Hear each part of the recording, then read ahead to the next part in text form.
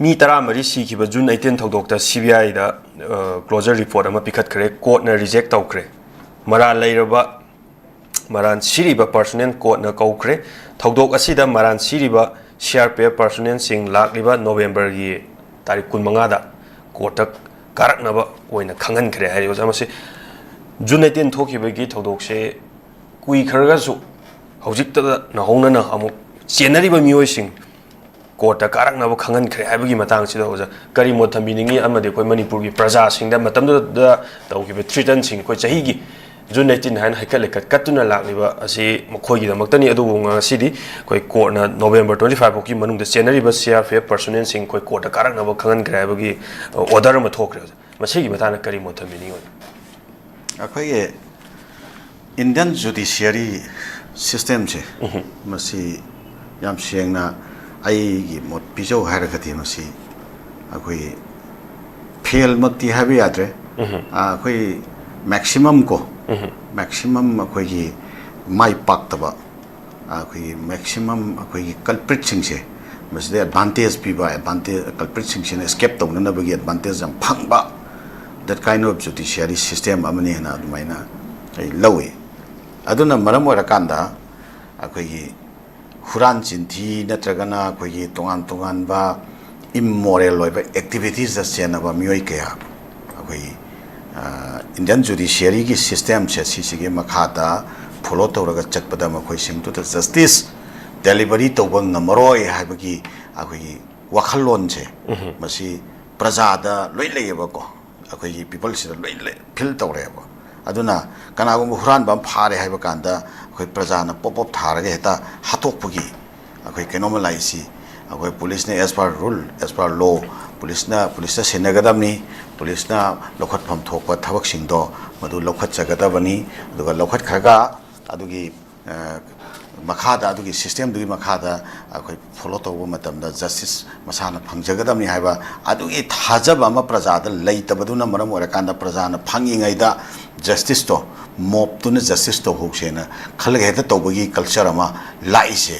mob justice की culture अमा लाइसे जुडिशियरी सिस्टम सिगी failure of the judiciary system से मरुइबा पार्ट मनेबो मरुइना दाई एग्जांपल हम खतंग हाइसके को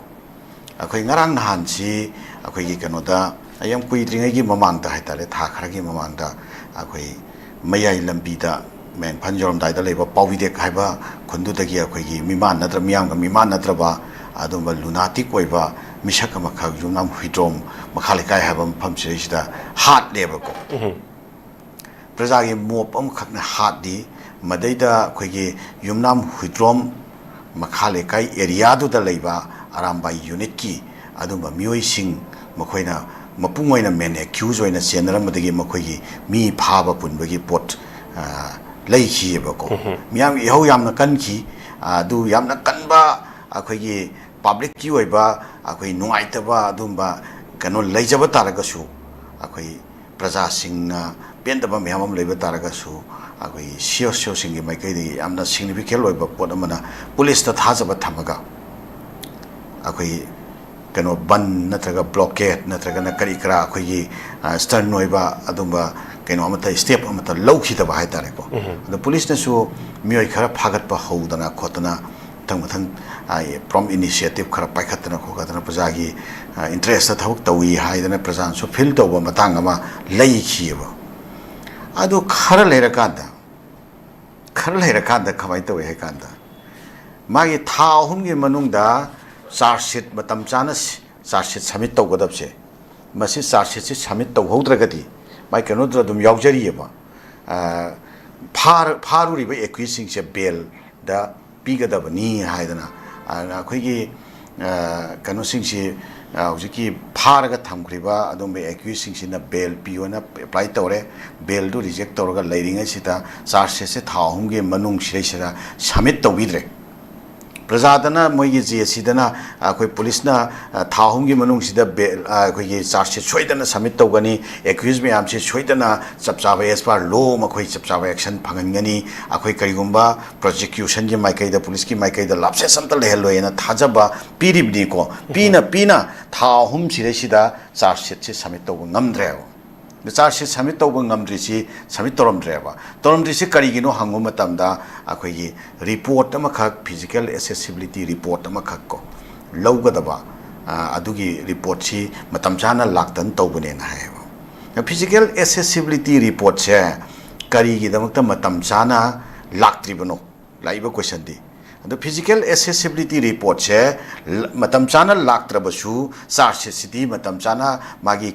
ꯀꯜꯄ꯭ꯔꯤꯠꯁꯤꯡꯗꯣ ꯑꯦꯀ꯭ꯌꯨꯁꯁꯤꯡꯗꯣ ꯃꯥ ꯁ꯭ꯀꯦꯞ ꯇꯧꯈꯤꯕ ꯌꯥꯕꯒꯤ ꯂꯤꯒꯦꯂꯤ ꯁ꯭ꯀꯦꯞ ꯇꯧꯈꯤꯕ ꯕꯦꯜ ꯐꯪꯈꯤꯕ ꯌꯥꯕꯒꯤ ꯑꯗꯨꯝꯕ ꯂꯝꯕꯤ ꯂꯩꯕꯅꯤꯅ ꯃꯗꯨ ꯊꯣꯛꯇꯅꯕ ꯊꯥ ꯑꯍꯨꯝꯒꯤ ꯃꯅꯨꯡꯁꯤꯗ ꯁꯕꯃꯤꯁꯟ ꯇꯧꯍꯧꯔꯒ ꯑꯋꯥꯠꯄꯁꯤ ꯑꯃꯨꯛꯀ ꯀꯩꯅꯣ ꯑꯣꯏꯅ ꯑꯦꯗꯤꯁꯅꯦꯜ ꯑꯣꯏꯅ ꯁꯄ꯭ꯂꯤꯃꯦꯟꯇꯔꯤ ꯀꯩꯅꯣ ꯑꯣꯏꯅ ꯀꯣꯟꯅ ꯑꯃꯨꯛꯀ ꯍꯥꯞꯆꯤꯟꯕ ꯌꯥꯏ ꯍꯥꯏꯔꯤꯕ ꯑꯗꯨꯒꯤ ꯄꯣꯠꯇꯨ ꯇꯧꯗꯕꯤꯗ ꯊꯥ ꯑꯍꯨꯝ ꯐꯥꯎꯕꯒꯤ ꯃꯅꯨꯡꯗ ꯀꯔꯤꯒꯤꯗꯃꯛꯇ ꯑꯩꯈꯣꯏꯒꯤ ꯆꯥꯔꯖ ꯁꯤꯠꯁꯦ ꯁꯕꯃꯤꯠ ꯇꯧꯗꯕꯅꯣ ꯍꯥꯏꯕ ꯄꯣꯠ ꯑꯃ ꯂꯥꯛꯄ ꯀꯥꯟꯁꯤꯗ ꯃꯤꯌꯥꯝꯗ ꯍꯧꯖꯤꯛ ꯐꯥꯎꯔꯤꯕ ꯋꯥꯈꯜꯂꯣꯟꯁꯦ ꯃꯁꯤ ꯊꯑꯣꯏꯅꯃꯛꯀꯤ ꯑꯦꯀ꯭ꯌꯨꯁꯁꯤꯡꯁꯦ ꯊꯣꯛꯈꯤꯅꯅꯕꯒꯤ ꯀꯟꯁꯄꯤꯔꯦꯁꯤ ꯑꯦꯀ꯭ꯌꯨꯁꯁꯤꯡꯁꯦ ꯕꯦꯜꯗ ꯊꯣꯛꯈꯤꯕ ꯌꯥꯅꯅꯕꯒꯤ ꯀꯟꯁꯄꯤꯔꯦꯁꯤ ꯑꯃꯒꯤ ꯃꯈꯥꯗ ꯄꯨꯂꯤꯁꯁꯤꯡꯗꯨꯅ ꯃꯇꯝ ꯆꯥꯅ ꯆꯥꯔꯖ ꯁꯤꯠꯁꯦ ꯁꯕꯃꯤꯠ ꯇꯧꯗ꯭ꯔꯤꯕꯅꯤ ꯍꯥꯏꯕ ꯋꯥꯈꯜꯂꯣꯟ ꯑꯃꯈꯛ ꯄ꯭ꯔꯖꯥꯗ ꯂꯥꯛꯑꯦꯕ such kind of situation sida akhoi justice si through akhoi gi kano executive or through judiciary karbaina justice akhoi deliver tawni justice phangani na praja na kamaina asa tawturi no adodi mi hat khiba mi singduna hatu hatu urakati at any cost anyhow any situation da escape tawna magi min sama dum sungsoi soidana dum phangani haibagi confidence tu mangonda leiba taragadi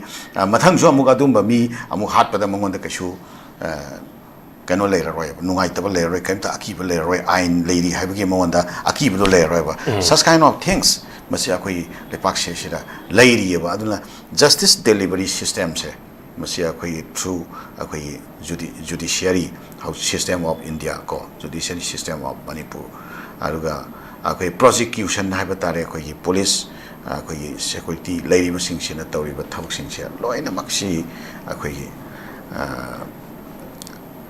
afaba aduga progressive oiba akoi situation nama di soi oidre haina adumaina thamjage June 18 gi potse 2001 gi neba 2001 da thokiba thodok amakhaki haduba keno se CBI na koi gi keno se hojik ta file tawre 2025 da asok sangma matam si 2001 dagi 2025 phausi sahi kunmari 24 years ana matam du de accuse oi giba mi sing do si gib su yoro mane soidana adagi adudi ai dandi phangagadoribni gaina hanna phajana magi preparation nama tauraga dandi phangudori men lakadoribra natraga makhoi singdu chahi kon mari sire ai dandi phangdore khangagadi lepak se thaduaga chen khiba yabagi or any situation da magi mawon delegation tauriba mayam se masi ma preparation nam tauraga ma adugi pot singdu akhoi adri escape taunana ba legally escape taunana ba magi preparation mayam ma adagi keno mangonda prosecution tawriba kadoriba mayam to the ken khangan ba khangde ama khangde mayam means mayam season naraga lobby tawbani khangde corrupt tawbani khangde lobby mayam season naraga ma escape tawna na lambi mayam preparation torpa yabagi keno leitabra ba sei kon mari sirama tumina leigadra ba the karai the justice lakadorib no ba such kind of things masiti akoi yamna unfortunate oi akoi system se masi failure ni aduna masida gi akoi justice lakani haibse kamaina asa tawgadorib no yam ningba kainingai ni haina leiba si ate yamna kupna khanarudra soba court da reject tawi ga haise sisu yamna ningba kainingai ni si akoi justice system se masi tasengbadi hoi huju ki leriba immediate concern sida budi khitang kaino wa adu akai khitang sang na yengba mengda akai judiciary system se mase phajana reform tawtragadi leipak si yaroi haba aduki observation do ai thamjake yamna mari chumba